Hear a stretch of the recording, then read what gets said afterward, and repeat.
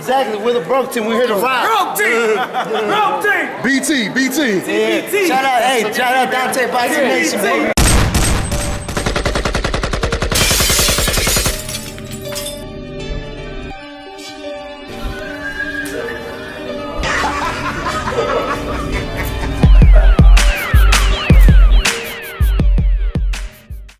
Dante's Boxing Nation, what's going on, guys?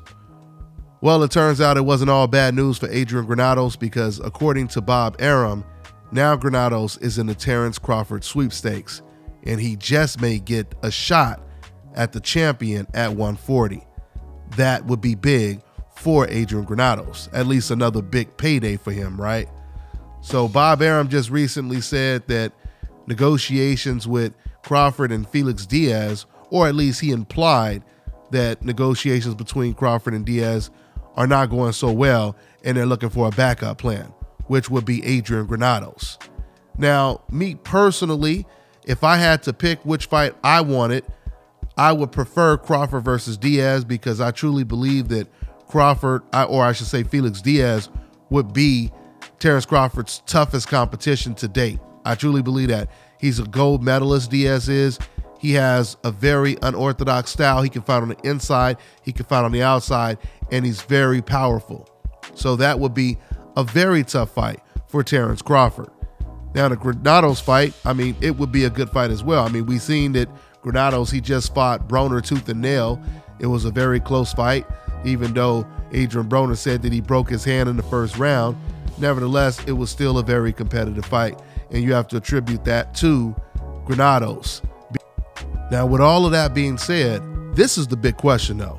The big question is, will Granados even take a Terence Crawford fight? Because for those of you guys who don't know, a lot of fighters have turned down a Terence Crawford fight, okay? And what's so crazy is we're not talking about an A-side fighter who has nothing to gain and everything to lose. We're talking about fighters that have everything to gain if they were to beat Terence Crawford. Even financially, they have something to gain, and they still turn down a fight, which says a lot about Terence Crawford. He's on that Errol Spence status right now, if you know what I mean.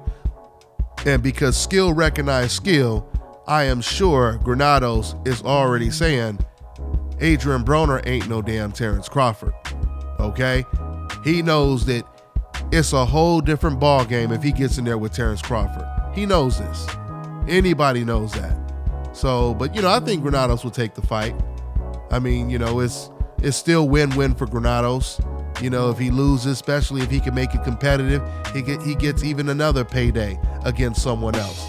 You know, if he loses to Terence Crawford, he becomes somewhat of a gatekeeper, just collecting paychecks. You know, so that's pretty much what it is. But we'll see. The fight is supposed to, at least they're looking, it's not confirmed, but they're looking at possibly putting this fight in New Jersey. And the speculation is, since that's Shakur Stevenson's hometown, he may make his debut on Terence Crawford's undercard. So we'll see, guys. We'll see what happens. That's pretty much all I got for now, guys. I'm on to the next one. You stupid fool. Did you really think you gonna hit me? Huh? Bam, bam, bam. Over.